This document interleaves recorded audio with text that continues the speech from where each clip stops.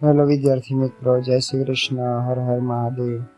આજે આપણે જોવાનું છે પ્રકરણ 2 ધોરણ 9 આપણી આસપાસના દ્રવ્યો શુદ્ધ છે એવો પ્રશ્ન પૂછવામાં આવેલો છે। શું લાગે તમને, આપણે જે આહારથી જે આપણે પ્રોડક્ટ ખરીદીએ છીએ, જેમ કે મીઠું છે, પછી કોઈ જ્યુસ છે અથવા ઘી છે, તેલ છે, એની ઉપર લખેલું હોય છે શુદ્ધ તેલ અને શુદ્ધ ઘી। શું લાગે તમને, ખરેખર તે વસ્તુ શુદ્ધ હશે? અને જો નહીં તો શુદ્ધ વસ્તુ આપણે કહેશું કોને? પહેલા તો આપણા મગજમાં એ સરળતા હોવી જોઈએ, એ ખ્યાલ સ્પષ્ટ હોવો જોઈએ કે શુદ્ધ કહેવાય કોને। આ પ્રકરણમાં આપણે આવા જ પ્રશ્નનો જવાબ મેળવશું કે કઈ વસ્તુને શુદ્ધ કહેવાય અને કઈ વસ્તુને અલગ અલગ પદાર્થોનું મિશ્રણ કહેવાય। તો એમાં તમે જોઈ શકો છો કે ઘી છે, પછી બીજું નમક છે, મીઠું છે, બધી વસ્તુ છે અલગ અલગ પદાર્થનું મિશ્રણ થઈ અને બનેલી હોય છે। હવે વૈજ્ઞાનિક ભાષામાં શુદ્ધ પદાર્થ કોને કહેવામાં આવે? વિજ્ઞાન શુદ્ધ કોને કહે? તો કે કોઈ પણ વસ્તુ 100% શુદ્ધ હોય। મીઠું છે તો એની અંદર કોઈ પણ બીજા પ્રકારનું રજકણ આવેલું હોવું જોઈએ નહીં, અથવા તો બીજા કોઈ પણ પ્રકારનું તત્વ અંદર ઉમેરેલું હોવું જોઈએ નહીં। 100% મીઠું એટલે NaCl જ હોવું જોઈએ, સોડિયમ ક્લોરાઇડ। પાણી છે તો શુદ્ધ પાણી હોવું જોઈએ, એની અંદર જરા પણ ક્ષારની માત્રા હોવી જોઈએ નહીં, તો એને 100% શુદ્ધ પદાર્થ કહેવામાં આવે છે।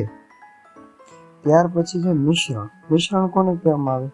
તો કે મિશ્રણ એક કરતા વધુ પ્રકારના શુદ્ધ દ્રવ્યનું બનેલું હોય છે। એટલે કે સોડિયમ ક્લોરાઇડ મીઠું છે, બાષ્પીભવન જેવા ભૌતિક પ્રક્રિયા છે અથવા તો ચુંબક દ્વારા છે, એના જે તત્વો છે સોડિયમ અને ક્લોરીન, એને અલગ કરી શકાતા નથી। એટલે કોઈ પણ ભૌતિક ફેરફાર છે અથવા ભૌતિક પ્રક્રિયા દ્વારા જે શુદ્ધ પદાર્થ છે એને અલગ કરી શકાતો નથી। પછી મિશ્રણના બીજા ઉદાહરણ કયા છે? તો કે ખાંડ છે, પછી દૂધ છે। દૂધ કોને કયા પદાર્થોનું મિશ્રણ છે? તો કે પાણી, ચરબી, પ્રોટીન, આ બધા પદાર્થોનું મિશ્રણ દૂધ છે। તો આ મિશ્રણના ઉદાહરણ થયા। પછી મિશ્રણના પ્રકાર જોવાના છે, તો એ માટે એક પ્રવૃત્તિ આપેલી છે તમને કે 4 જૂથ બનાવવાના છે। પહેલા નંબરનું જે જૂથ છે, ચારે જૂથ પાસે 50 ml પાણી આપી દેવાનું છે। પહેલા A અને B જૂથ છે એને કોપર સલ્ફેટનો પાવડર આપવાનો છે, પરંતુ પહેલા જૂથને 1 ચમચી અને બીજા જૂથને 2 ચમચી કોપર સલ્ફેટનો પાવડર।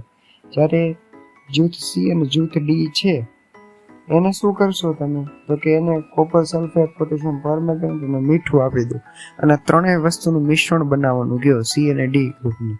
તો તમે જોશો કે જે A અને B ગ્રુપ છે એની પાસે તો એક સમાન દ્રવ્ય રહેલું છે, એક સમાન રચના વાળું કોપર સલ્ફેટ રહેલું છે। તો જે દ્રાવણ જૂથ A અને B પાસે છે એને આપણે શું કહેશું?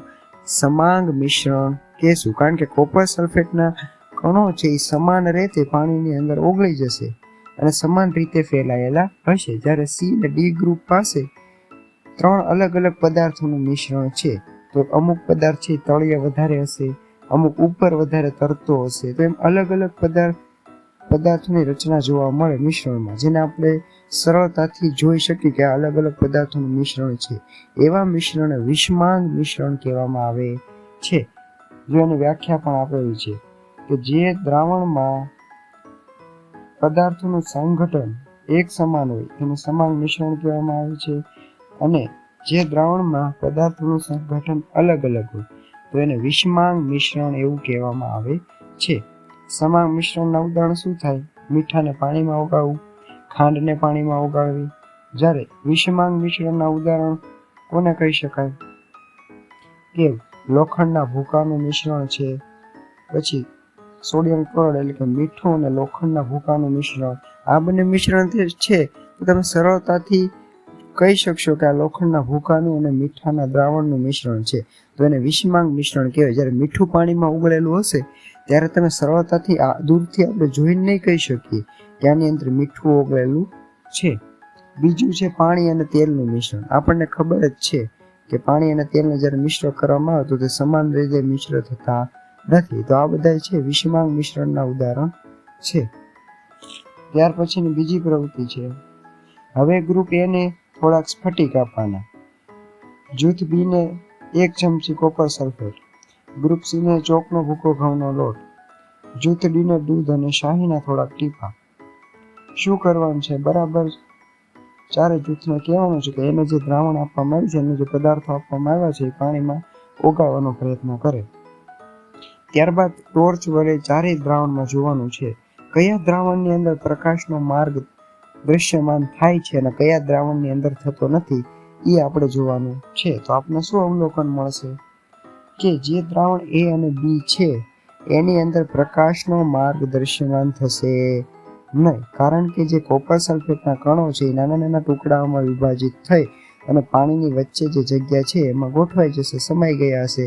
અને જ્યારે પ્રકાશ એમાંથી પસાર થશે તો એની વચ્ચેની જગ્યાઓ રહેલી હોય છે, અથવા તો દ્રવ્યના કણો એટલા નાના હોય છે કે એની બાજુમાંથી જ પ્રકાશ પસાર થઈ જાય છે, એટલે આપણે પ્રકાશનો માર્ગ છે દૃશ્યમાન થતો નથી. જ્યારે દૂધ છે, શાહીનું મિશ્રણ છે, એમાં જે કણો હોય છે એ પ્રકાશના કણો કરતાં મોટા હોય છે, આથી એનું વિખેરણ કરે છે.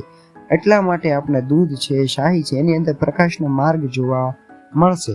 અહીંયા તમને કીધેલું છે કે જૂથ એ અને બી પાસે જે છે એને દ્રાવણ કહેવામાં આવે, એટલે કે સમાંગ મિશ્રણ છે. જ્યારે જૂથ સી પાસે નિલંબન છે, નિલંબન પ્રકારનું મિશ્રણ જે આપણે આગળ ભણીશું. અને ગ્રુપ ડી પાસે છે એને કલીલ દ્રાવણ કહેવામાં આવે છે. તો આજ આપણે એટલું રાખી. આ જે 2 પ્રશ્નો છે એ હોમવર્કમાં તમારા. દ્રાવણ કોને કહેવાય એ આપણે આવતા લેક્ચરમાં જોઈશું. આભાર.